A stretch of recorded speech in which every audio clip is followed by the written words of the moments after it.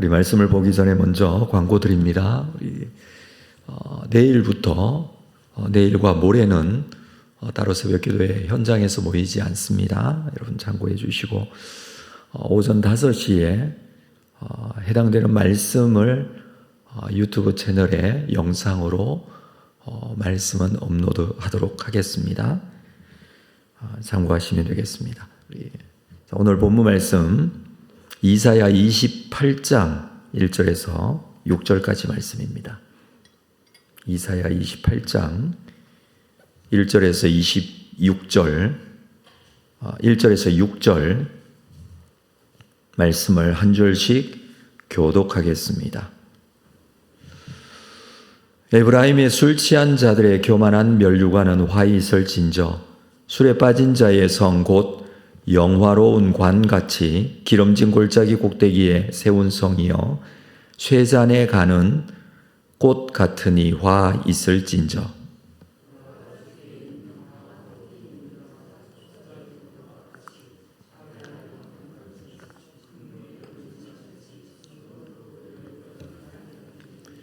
에브라임의 술 취한 자들의 교만한 면류관이 발에 밟힐 것이라.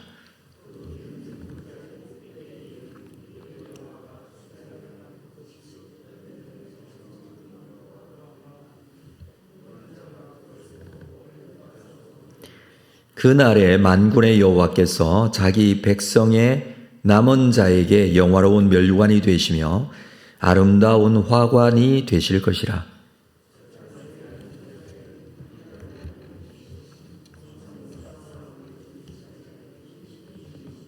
아멘.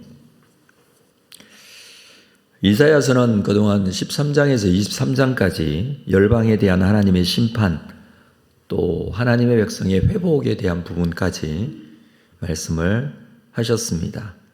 24장부터 27장까지 여기는 범우주적 악한 세력에 대한 하나님의 심판과 약인들의 비참한 종말에 대한 부분, 한 열방 국가 민족을 말하기보다는 궁극적 의미에서의 종말에 대한 부분이었습니다. 뿐만 아니라 하나님의 백성의 밝은 미래를 대조적으로 또 말씀해 주고 있었습니다.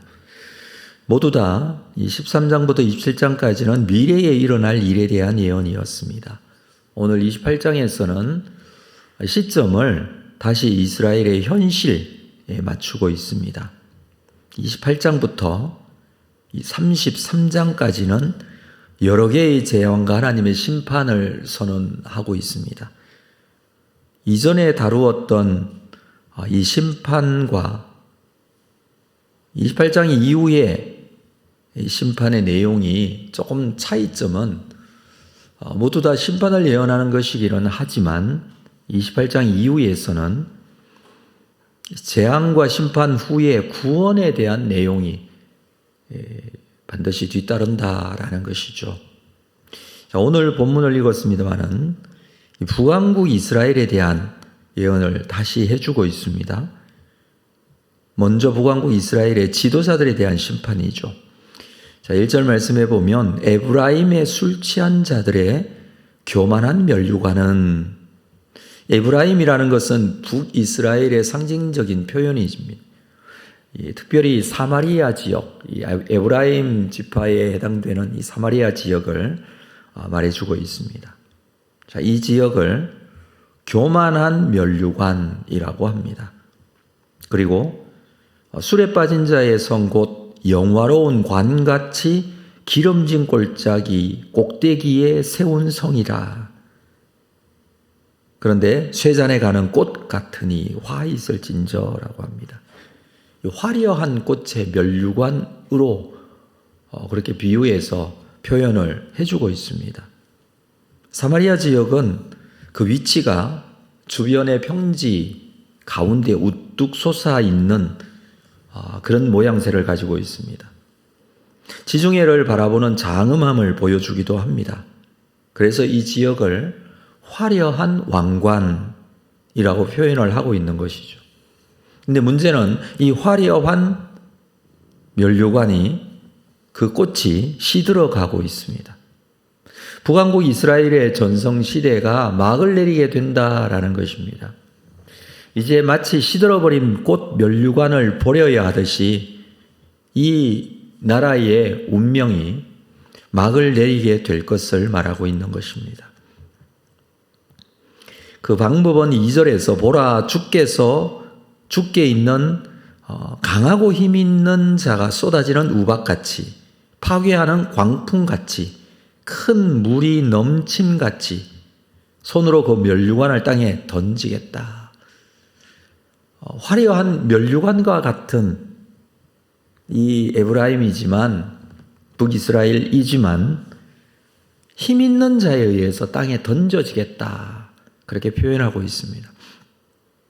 여기에 강하고 힘 있는 자는 역사적인 사건을 감안할 때 주전 722년에 의해서 북이스라엘이 멸망을 당하는데 그때에 이 나라를 멸망시켰던 아시리아의 왕 살만 에셀을 말합니다. 직접 이 선지자는 직접 이 사람의 이름을 말하고 있지는 않습니다. 그냥 강하고 힘 있는 자라고 표현을 하고 있습니다. 자, 그 표현은 아마 이 에브라임이 멸망하는 것이 누구에 의해서 멸망되는가 이게 중요한 게 아니라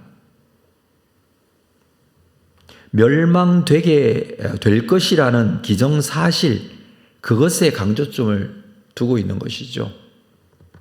그래서 살만에셀이라는 이 사람 이름보다도 주께 있는 강하고 힘 있는 자 이건 하나님께서 그렇게 하시는 것이다 라는 것을 강조합니다. 그 파괴가 얼마나 무시무시한지 쏟아지는 우박 같다. 파괴하는 강풍 같다. 그리고 큰 물결이 넘침같이 넘치는 큰 물로 그렇게 말하고 있습니다. 그렇게 북이스라엘 에브라임이 망하게 될 것이다. 그 내용을 다시 한번 3절 4절에서 반복해 주죠. 3절에 보면 에브라임의 술 취한 자들의 교만한 면류관이 발에 밟힐 것이다. 2절 내용을 그냥 반복하고 있습니다. 술 취한 자들의 교만한 면류관이라고 합니다. 특별히 이것은 지도자들이 이렇게 된다라는 것이기도 합니다. 북이스라엘의 지도자들이 술 취한 자 같아서 시들어가는 꽃 같은 처지가 되었다라는 것이죠. 올바른 지도자가 아니라 술 취한 지도자라고 표현을 하고 있습니다. 그러나 이들은 그저 발에 밟힐 것이라. 비록 면류관의 모습을 가지고 있고 자랑거리가 될지는 모르겠지만 결국 하나님의 심판이 이렇게 임하게 됩니다. 4절 볼까요? 그 기름진 골짜기 꼭대기에 있는 그의 영화. 분명 그들은 기름진 골짜기의 꼭대기에 있는 영화로운 존재들이었습니다. 영화로운 나라의 모습을 가지고 있었습니다. 그러나 쇠잔해 가는 꽃이 되었습니다. 뿐만 아니라 여름 전에 처음 익은 무화과와 같으니 보는 자가 그것을 보고 얼른 따서 먹으리로다. 여름이 오기 전에 맨 먼저 익은 무화과 열매. 보는 사람들이 그것을 보면 마구 대들어 따먹어버린다라는 것입니다. 이 처음 익은 무화과 열매가 맺힐 그 시점이 굉장히 우리나라의 보리고개 시절과 같이 먹을 것이 없는 그런 시간이기 때문에 무화과 나무가 열매가 맺히고 익으면 바로 사람들의 손에 의해서 따먹게 되는 그런 모습을 비유해 주고 있습니다. 그렇게 쉽게 약탈당할 것이다 라는 경고의 말씀이죠. 하나님의 백성의 면류관 에브라임이 망하고 나면 어떻게 될 것인가?